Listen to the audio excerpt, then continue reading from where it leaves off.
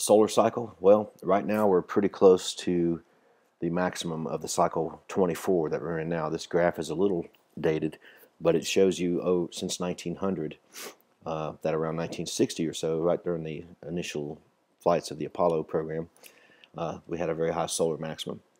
Again in 1990 and in 2000 there's the maximum peak there. They occur about every 11 years. Scientists like to say every 11 years, but it's really more like 10 to 15 years. The solar wind or the solar cycle will peak and go back down. The basic thing to know here is that it does occur periodically, and you can predict in general that there will be increased solar activity during this 3-year period, like from 2010 to 2013 or 14. You can expect increased solar activity, so you should be familiar with what it is and how it may impact you as an aviation safety professional, or as an astronomer, or as anything else on Earth, as a human being. The next solar maximum, sunspot number progressions, these are all data that's put out by various entities. This one looks to be pretty accurate, because I've been watching the sun now for many, many, many years, and it does follow these maximum lines. The next one here, as you can see, is forecasted to max out in 2013. Hopefully I'll have a hydrogen alpha telescope and be of good health and be around several hundred kids where I can watch this occur from start to finish. I tell you, it's been a lot of fun in the last year watching this with students. The predicted values are smoothed in this graph, as you can see. It looks to be pretty accurate to me. If anything, it'll be a little more maximum than that. Different effects during different parts of the solar cycle. Strangely, the geomagnetic cycle sort of peaks on either side of the solar cycle activity. At least that's the average since we've been studying the sun for 150 years or so.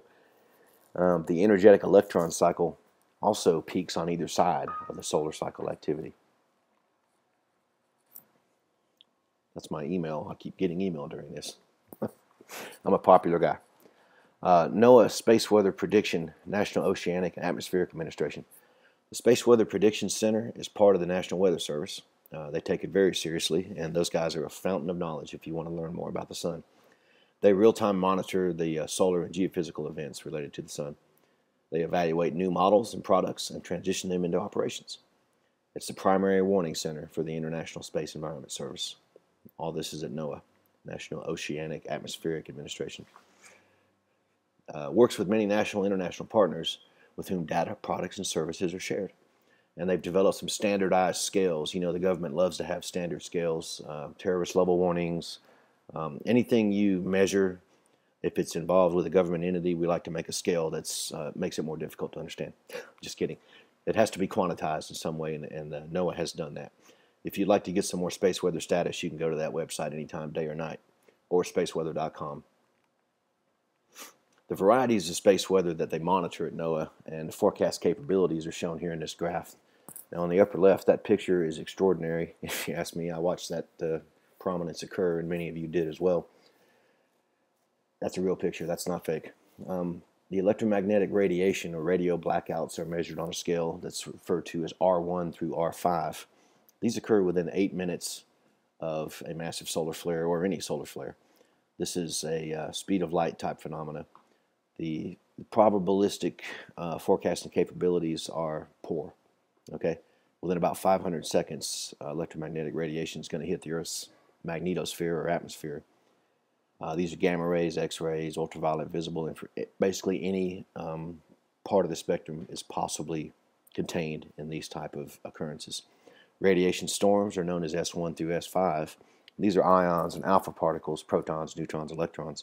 These are the actual mass containing portions of the solar wind. Got a pretty fair accuracy of these items. These are very, very high energy particles ejected after the solar flare occurs.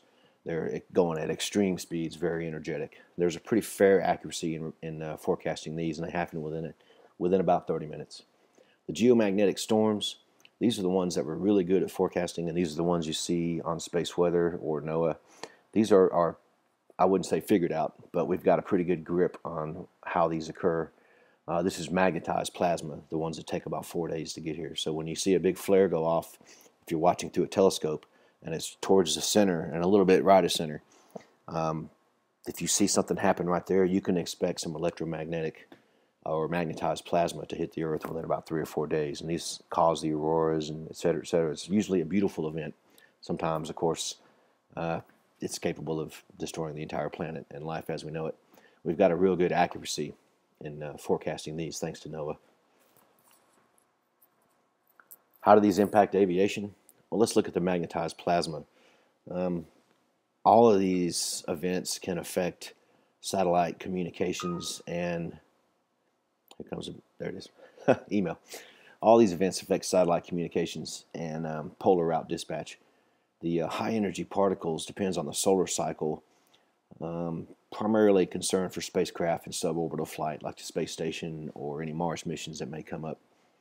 The magnetized plasma can knock out multiple communication satellites. High frequency communications are finished if there's a very large enough one that have to use, well, that's a long story. The GPS augmentation systems can monitor the effects and limit system availability during a storm. But the impact could be for magnetized plasma can degrade GPS accuracy, primarily a concern for high precision approach type applications. But if it's strong enough, believe me, it's a concern for any type navigation with GPS. The magnetized plasma will cause geomagnetic storms and disturbances in the ionosphere, and it increases scintillation in polar and equatorial regions. You pilots know what that is, but what that means is if you program your GPS to go to Grandma's house, you may end up at Uncle Joe's house. Here's the scales that the government uses for these, R1 through R5. You know, the lower the number, the milder the effect, the higher the number. If you have an extreme radio blackout, your HF radio is gone. Your navigation low-frequency signals used by maritime and general aviation experience outages on the sunlit side of the Earth for many hours, causing a loss in positioning. Basically, it increases the navigational errors with the GPS system that we have in an extreme radio blackout. Geomagnetic storm scales are more pertinent to what we do. During a G5 or an extreme, you can have widespread voltage control problems on the electric grid. And that's what happened in the Northeast a few years ago when it was blacked out. Spacecraft operations can experience extensive surface charging, which is not good if you're in a spacecraft. Orientation, uplink, downlink, tracking satellites, all those can go for spacecraft. Even pipeline currents can reach hundreds of amps, and you don't want your oil pipeline to be charged with hundreds of amps. HF radio propagation is sporadic. Satellite navigation degraded for several hours. Hey, Natalie. Low frequency radio navigation disrupted. Auroras have been seen as low as Alabama and Northern California. That would be something else to see an aurora out my window here in Atlanta, Georgia. These are during severe and extreme geomagnetic storms. But again, the whole, and these are forecasted to be at 4 per cycle, and we're coming up on a cycle. So if there's a forecast, you're going to experience this maybe 4 times. The key is understanding what it is and how to react to it as an aviation professional or as an earthling. Solar radiation storm scales. Solar radiation storms are serious. If there's an extreme, you can forget about astronauts and doing any extra vehicle activity. That'll be the end of their lives. Passengers and crew in high-flying aircraft are exposed to radiation risks. And a complete blackout of high frequency is possible during an extreme solar radiation storm. Again, these are the NOAA scales used to disseminate information concerning solar radiation or solar activity to the general public and also aviation professionals and anyone who has a need to know. This is a typical space weather prediction product. Message code, a WARC 06. I'm sure they have a reason for all that. This was issued hypothetically October 25th of 2011. Geomagnetic K index of 6 expected. That's very high. Valid. They give you some times it's valid. Warning condition on set. It's a G2, a moderate predicted space weather event. Potential impacts, area of impact primarily poleward, 55 degrees geomagnetic latitude. Possible induced currents, power grid fluctuations. High latitude power systems may experience voltage alarms or shut down completely. Spacecraft orientation irregularities may occur. Increased drag on low Earth orbit satellites like the International Space Station. It'll have to be boosted up during one of these. High frequency propagation can fade. Aurora may be seen as low as New York. And this is a number 2 on the scale. So you can imagine what a number 5 would look like. Take these things seriously when you read them.